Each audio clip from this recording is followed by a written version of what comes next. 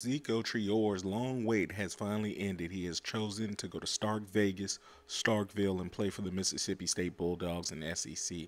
However, he is going to need a miracle to play this upcoming season. I want to tell you why in a little bit, but let's just go to what he's going into. He's going to a new coach. Of course, everyone knows Mississippi State's coach Mike Leach passed away during the season. They canceled the rest of it, and now this is their first season back. They have a coach named Coach Arnett. He was a coordinator underneath Mike Leach, and now he's coming back to coach the team.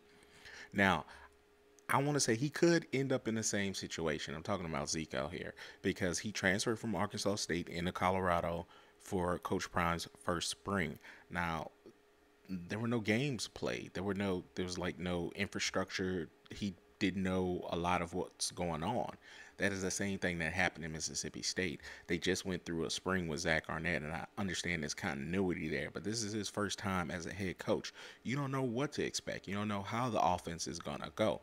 But I will talk about Ziko for a second. He does look lean. He is going to make a debut as a wide receiver. All articles have him moving to wide receiver, and he looks lean in his workout videos, as you can see here. He's going to join the wide receiver room that balled out in the spring. Xavier Thomas, Justin Robinson, they do look to make an impact in the fall. Now, they begin the season on September 2nd against Southeastern in Mississippi State. Now, Ziko has a little under 2 months to earn an eligibility transfer. My money is that he will be denied and have to sit out until the spring. Now, let's look at some of the quotes he talked about. He Ziko just said, Mississippi State is putting me in a great position to showcase my abilities against the best and develop as a player. There's no guarantee that he will play. He says he's going to apply for the exemption, but he's transferring a second time.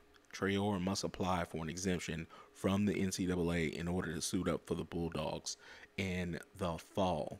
All right, let's look at what it's going to take for him to get there. The NCAA has issued guidance on it, all right? An undergraduate 4-year transfer waiver.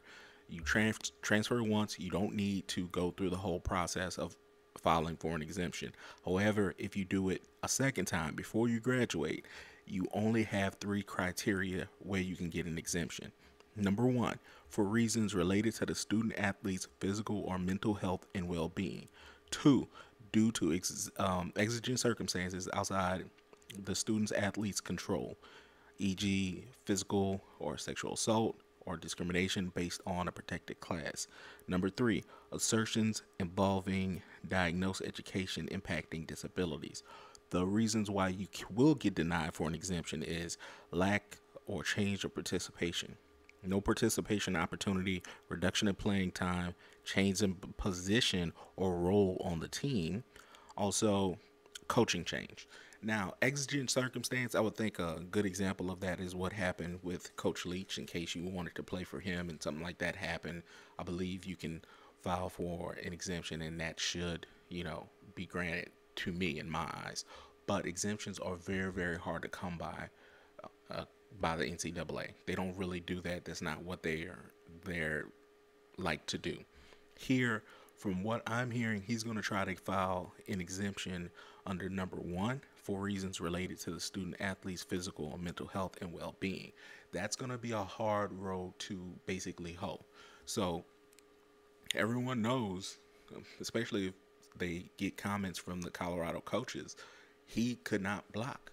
Everyone said that. It was like he can go in the pass game and be a game changer, but in the run game, he sucked, and in the pass pro game, the pass protect game, he would probably get somebody hurt, like the quarterback, and that's unacceptable.